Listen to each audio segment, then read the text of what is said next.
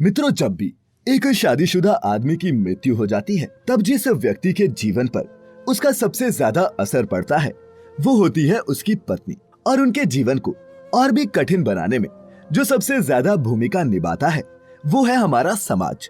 ये उन्हें ऐसी दृढ़ मान्यताओं का पालन करने के लिए मजबूर करता है जो उनके इस दुखी जीवन को और भी दुखी बना देती हैं। किंतु क्या आपने कभी सोचा है कि किसी विधवा के लिए समाज में चली आ रही ये प्रथाएं, नियम कानून कितने प्रामाणिक है और हमारे धर्म शास्त्र वास्तव में किन चीजों को त्यागने की बात करते हैं? अगर नहीं तो चलिए जानते हैं इस विषय के बारे में आज की इस वीडियो के माध्यम से। नमस्कार और स्वागत है आपका द डिवाइन टेल्स पर एक बार फिर। मित्रों, हमारे धर्म ग्रंथों में बहुत सी ऐसी मान्यताएं मिलती हैं जिनका अनुसरण करना धार्मिक दृष्टिकोण से अत्यंत महत्वपूर्ण है। उन्हीं मान्यताओं में कुछ ऐसी चीजें भी बताई गई हैं जिन्हें एक स्त्री को अपने पति की मृत्यु के पश्चात किसी भी स्थिति में उपयोग में नहीं लाना चाहिए।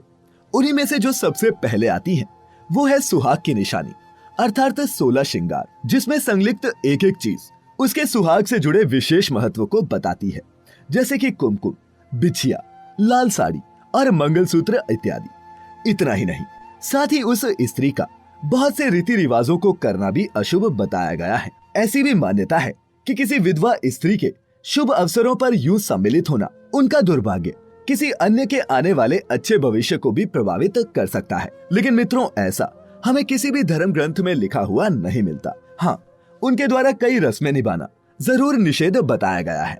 उदाहरण के लिए, जैसे किसी शादी के अवसर पर या फिर गर्भवती स्त्री को आशीर्वाद देने की स्थिति में एक विधवा स्त्री को दूर रखना ही उचित माना गया है।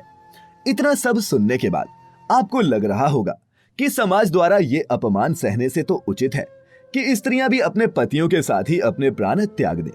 यदि आपके मन में भी यही ख्याल आया हो तो निश्चित ही आपको ये जानकर हैरानी होगी कि प्राचीन काल में प्रचलन में आई सती प्रथा का भी यही उद्देश्य था, क्योंकि समाज में पति के बाद एक स्त्री के जीवन को निरर्थक माना जाता है। लेकिन उस प्रथा को धीरे धीरे खत्म कर दिया गया। चूंकि सती होना स्त्री की इच्छा पर निर्भर करता है, सती के नाम पर कोई जबरदस्ती नहीं कर सकता। हर एक जन अपने जीवन का स्वामित्व रखता है।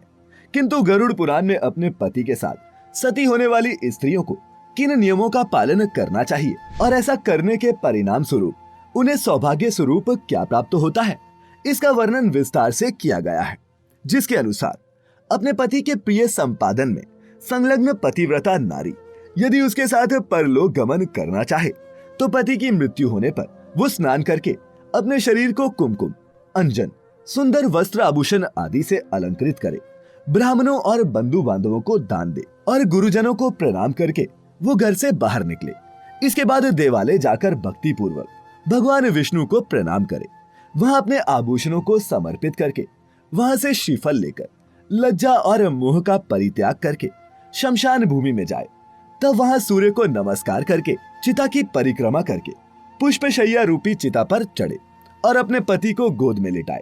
तदनंतर सखियों को श्रीफल देकर दाह के लिए आज्ञा प्रदान करे और शरीर दाह को गंगा जल में स्नान के समान मानकर वो सती हो जाए। किंतु मित्रों, इसमें भी एक अपवाद है। यदि वो स्त्री गर्भवती है तो उसे अपने पति के साथ अपना दाह नहीं करना चाहिए। जन्म देने के बाद और उत्पन्न बालक का पोषण करने के पश्चात ही वो सती हो सकती है। ये भी बताया गया है कि यदि स्त्री अपने मृत पति के शरीर को लेकर अपने शरीर का दाह करती है तो अग्नि उसके शरीर मात्र को जलाती है, उसकी आत्मा को कोई पीड़ा नहीं होती। जैसे झोंके हुए स्वर्ण आदि धातुओं का मल अग्नि में जल जाता है, उसी प्रकार पति के साथ जलने वाली नारी अमृत के समान अग्नि में अपने पापों को भी जला देती है। इतना ही नहीं, चिता पर पति के शरीर के साथ संयुक्त वह उस नारी की अंतरात्मा मृत व्यक्ति की अंतरात्मा के साथ एकत्व प्राप्त कर लेती है। इसीलिए सर्व प्रयत्न पूर्वक मन, वाणी और कर्म से जीवित अवस्था में अपने पति की सदा सेवा करनी चाहिए और मरने पर उसका अनुगमन करना चाहिए। पति के मरने पर जो स्त्री अग्नि में आरोहण करती है वह महर्षि वशिष्ठ की पत्नी अरुंधति के समान होकर स्वर्गलोक में सम्मानित होती है। इतना ही नहीं, स्त्री के शरीर में 3.5 करोड़ रोमकूप होते हैं। उतने काल तक वह अपने पति के साथ और अगले जन्म में भी उसे ही अपने पति के रूप में प्राप्त करती है। इसके विपरीत जो स्त्री क्षण मात्र के लिए होने वाले दाह दुख के कारण इस प्रकार के सुखों को छोड़ देती है, वह स्त्री जन्म पर्यंत विरह अग्नि में जलती रहती है। इसीलिए अपने पति को शिव स्वरूप जानकर उसके साथ अपने शरीर को जला देना चाहिए।